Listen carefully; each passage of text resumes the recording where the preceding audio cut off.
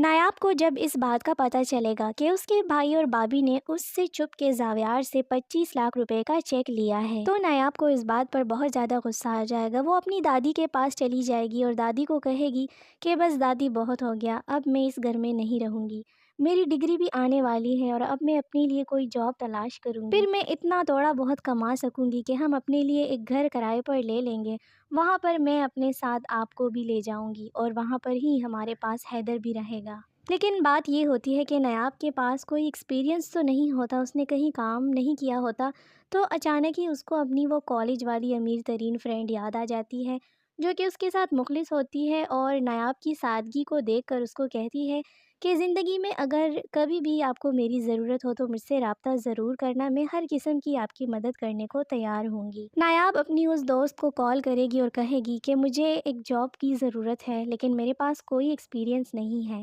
تو نایاب کی دوست اسے کہے گی کہ کوئی بات نہیں، ٹینشن نہیں لو، میں تمہیں جاب دلوا کر رہوں گی اور تمہیں پریشان ہونے کی کوئی ضرورت نہیں ہے۔ اگلی صبح جب نایاب کی بھابھی اپنے کام پر جائے گی تو وہ نایاب کے لیے گھر کے کاموں کا ڈھیر لگا دے گی اور کہے گی کہ پہلے یہ کام کرنا، اس کے بعد یہ اور اس کے بعد یہ، جس پر نایاب کا تھوڑا سا منہ بن جائے گا کیونکہ اب نایاب پہلے کی طرح نہیں ہوتی، وقت اور حالات نے اس کو تھوڑا سا تگڑا بنا دیا ہوتا ہے۔ نایاب اسے کہے گی کہ بھابھی میں نے بچوں کو ناشتہ کروا کے اسکول بھیج دیا ہے لیکن اس کے علاوہ میں اور کوئی کام نہیں کر سکتی کیونکہ میری خود بھی آج کہیں پہ انٹرویو ہے، تو مجھے جاب کے انٹرویو کے لیے جانا ہے، جس پر اس کی بھابھی بہت حیران ہو جاتی ہے۔ اس کو زیادہ اچھا بھی نہیں لگتا کیونکہ اگر نایاب جاب پہ جانے لگے تو پھر اس کی نوکرانی بن کر گھر کے کام کون کرے گی۔ تو نایاب کی بھابھی منہ بنا کر کہتی ہے کہ تمہیں گھر سے باہر جانے کی اجازت کس نے دی ہے؟ تمہارے بھائی نے سختی سے منع کیا ہے کہ تم گھر سے باہر نہیں جا سکتی۔ لیکن جب نایاب اسے کہے گی کہ بھابھی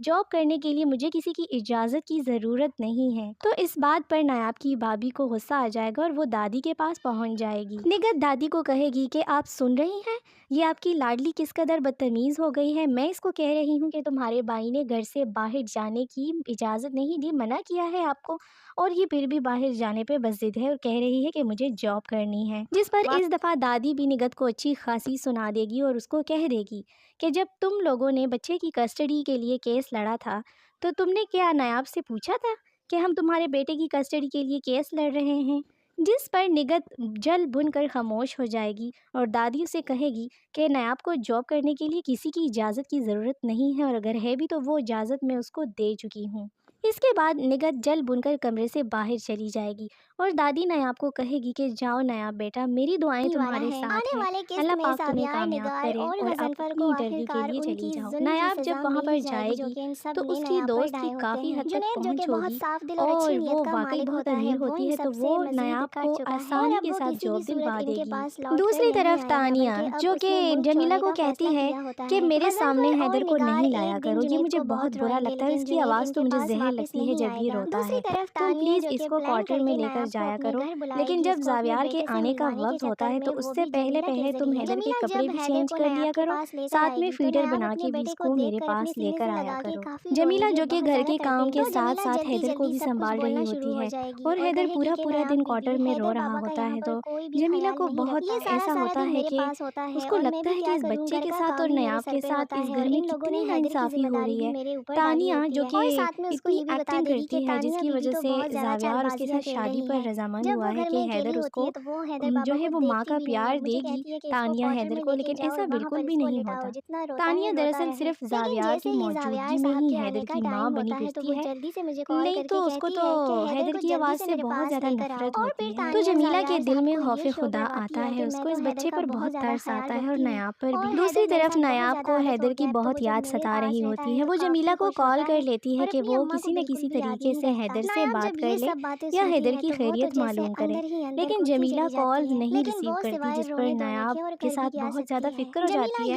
بالآخر جب جمیلہ کال ریسیو کرتی ہے تو نایاب انتہائی فکر کی حالت میں پوچھتی ہے کہ جمیلہ کیا ہوا، تم کالز کیوں نہیں ریسیو کر رہی تھی، سب ٹھیک تو ہے؟ تو جمیلہ کہتی ہے کہ ہاں نایاب بی بی سب ٹھیک ہے، بس گھر میں مہمان آئے ہوئے تھے تو اس وجہ سے میں تھوڑی سی بزی تھی اور کال اٹینڈ نہیں کر پائی۔ نایاب پوچھتی ہے کہ کیسے مہمان ہوں۔ تو جمیلہ کہے گی کہ وہ دراصل زاویار اور تانیہ کی بات پکی ہو گئی ہے، ان دونوں کی شادی ہونے جا رہی ہے۔ یہ سن کر نایاب کے پیروں تلے سے تو زمین نکل جائے گی، وہ بہت زیادہ پریشان ہو جائے گی اور دعا مانگے گی کہ یا اللہ بس جو بھی ہو زاویار مجھے طلاق نہ دے، کیونکہ کل کو اس کو کبھی تو سچائی معلوم ہو جائے گی نا، اور جب اس کو سچائی کا پتہ چل جائے گا تو ہو سکتا ہے کہ پچھتا کر مجھ سے معافی مانگ لے اور مجھے اپنی زندگی میں دوبارہ سے شامل کر لے۔ نایاب بہت زیادہ پریشان ہوتی ہے اور اس کے پاس دوسرا کوئی راستہ نہیں ہوتا تو وہ جنید کو کال کر لے گی اور اسے کہے گی کہ جنید بھائی تانیہ اور زاویار کی شادی پکی ہو رہی ہے، ان دونوں کی منگنی کا فنکشن ہے۔ اس بات پر جنید کہے گا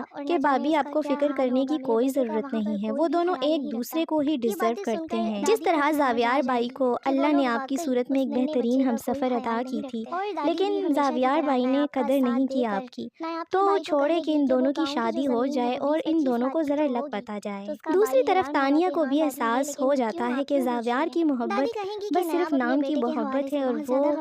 وہ صرف حیدر اور نایاب سے ابھی بھی محبت کرتا ہے۔ نایاب کو وہ اپنے دل سے نکال نہیں پاتا چاہ کر بھی، تو میری محبت کی زاویار کی نظروں میں کوئی اہمیت نہیں ہے۔ جبکہ جنید بھی جب نایاب سے فون پہ بات کرتا ہے تو اس کے بعد سوچتا ہے کہ جو میں نے ویڈیوز بنائی تھی تانیہ کی اور تانیہ کی ماں کی، تو کیوں نہ یہ ویڈیو ایک بار میں زاویار بھائی کو سینڈ کر دوں تاکہ وہ ساری حقیقت اپنی آنکھوں سے ایک بار دیکھ تو لے۔ دوسری طرف جمیلہ کے دل میں بھی خوف خدا آ چکا ہوتا ہے اور وہ سوچ رہی ہوتی ہے کہ کیوں نہ میں یہ تمام سچائی ایک دفعہ زاویار صاحب کو بتا دوں تاکہ نایاب بی بی کا گھر ٹوٹنے سے بچ جائے۔ دوسری طرف جمیلہ یہ بھی سوچتی ہے کہ جو سیٹ تانیہ نے مجھے دیے تھے نایاب کی الماری سے اٹھا کر، اور الزام نایاب بی بی پر لگایا تھا کہ وہ جو مہنگے مہنگے سیٹ تھے وہ نایاب اپنے ساتھ چوری کر کے لے کے جا چکی ہے، لیکن در حقیقت تو نایاب بی بی اپنے ساتھ ایک پھوٹی کوڑی بھی نہیں لے کر گئی۔ یہ صرف اور صرف ان پر الزام ہے جو کہ تانیہ نے لگایا ہے۔ لقمان جو کہ اپنی اماں کو بتاتا ہے کہ اماں چپ رہو، بس صرف ان لوگوں سے پیسے بٹورتے جاؤ، باقی ان کی مدد نہیں کرو۔ اس پر جمیلہ اپنے بیٹے کو ڈانٹ لیتی ہے کہ تم تو خاموش رہو، جب تم نے تانیہ کا کام کیا تھا اور نایاب کو اس کے محلے میں بدنام کیا تھا تو تب تمہارا اس وقت کہاں تھا تمہاری جو ایگو ہے اور سوچنے سمجھنے کی صلاحیت ہے، تو اب مجھے بھی تھوڑا سا تم سکون سے رہنے دو، میں جو بھی کر رہی ہوں سوچ سمجھ کے کر رہی ہوں۔